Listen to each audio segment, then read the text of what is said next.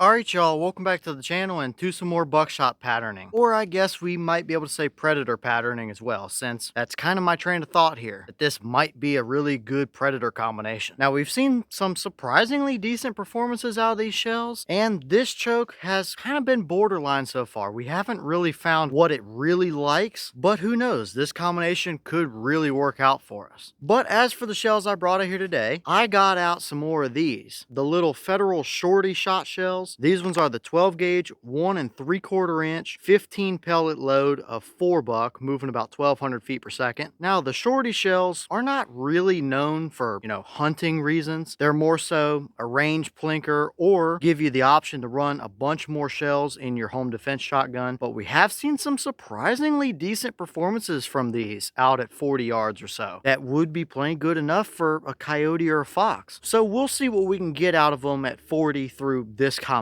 today, because it might work out or it might not. And as for that setup, I brought out the Remington 870 special purpose. It has a 24-inch Carlson's barrel, and for a choke, I threw in this guy. This is the Carlson's Coyote choke. We've tested it a couple times on the channel with some pretty mediocre results. Definitely nothing mind-blowing. And I think a lot of it comes down to this choke being a 665 constriction. Yeah, it's a turkey choke constriction that is advertised for shot sizes like BB, T, and 4-buck. So there is a potential that we could be over-choking these today. Not to the dangerous level or anything, but we might not see the pattern we want to see. But if it works, this combination could be a pretty deadly little predator combo out to 40 or 50 yards, depending on the pattern. So we'll see what happens. So as for today's test, we're not handicapping these shells at all. It's going to be at 40 yards. I've got the big sheet of paper set up down there. I've got the chronograph so we can get our velocity and the templates that we can lay up over our pattern. So let's head over here and take this shot and see if these Federal Shorty shells might actually work surprisingly well through the 870 and the Carlson's Coyote choke. This could go either way, so I don't know really what we're going to see, but let's go try it and just see what kind of a pattern it can give us.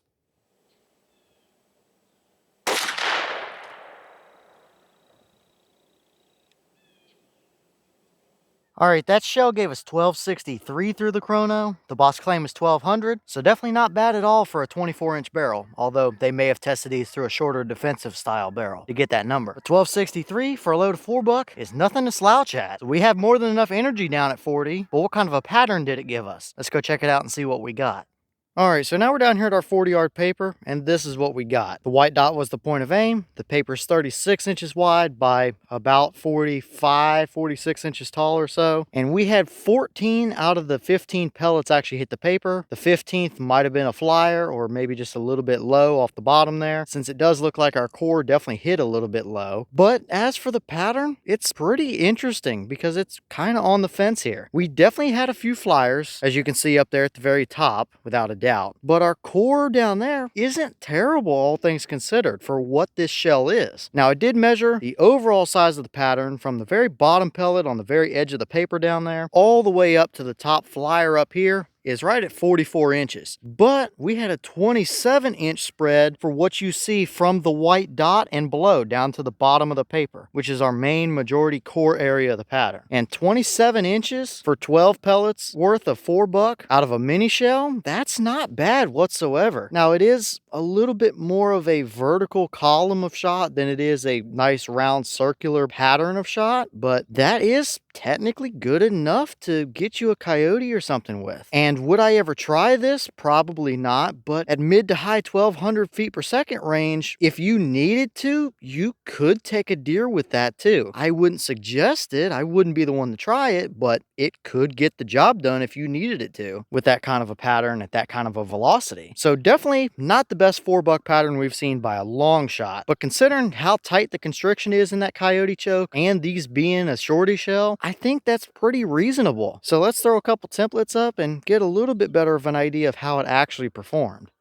Alright, so here's our 10-inch circle, And since I think the main core of our pattern was low, I kind of put it roughly where I think the core would be. And we had 5 pellets out of 15 in the shell down there in a 10-inch circle. Definitely not the hottest core we've ever seen, but that is a third of the pellets worth in a 10-inch circle. And 5 pellets of 4-buck at mid to high 1200 feet per second is gonna be more than good enough for a coyote or something at 40 yards. So yeah, that's not terrible. I wouldn't mind seeing a little bit hotter of a core, but ultimately it's good enough if you needed it to be or wanted it to be. So now let's swap over to some actual animal templates, which will give us a little better of an idea of how it would look if you would have taken this combination out for a hunt.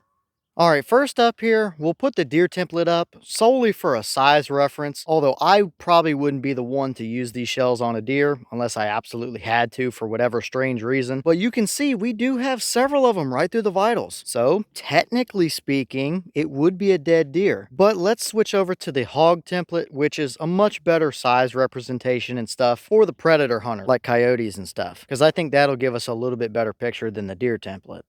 All right, so here's that hog template, and for me, a hog is probably about the same as a deer. I wouldn't ideally take a hog with these rounds, but for a size reference, it gives us a little better picture. Now, a coyote would be just a touch smaller than this hog template is, and we still have a good handful of them right through the vitals area there. So good enough to take a coyote at 40 with them? Sure. I don't know that we could really push them a whole lot more than 40, just based on the pattern, but if you knew that you were going to be hunting 40 yards and in, for close range coyotes or something, and you wanted a very light recoiling, pretty quiet type of shell that you could load a bunch of them in your magazine tube for taking shots at coyotes, that wouldn't be a terrible option. I definitely would like to see it a little bit more condensed, ideally, but we got to remember these are a shorty shell going through what is probably too tight of a choke that Carlson's made in that coyote choke. So overall, I don't think it's terrible for what it is. We definitely had flyers and stuff, so compared to any other regular buckshot pattern, it is not impressive whatsoever. But I don't know. This was just a pretty interesting combination that I figured we could try, and it might surprise us. Now, I don't know that it really surprised us at all, but it's not horrible for what it is either, I wouldn't say. So I guess it's pretty much what I expected it to be honest with you.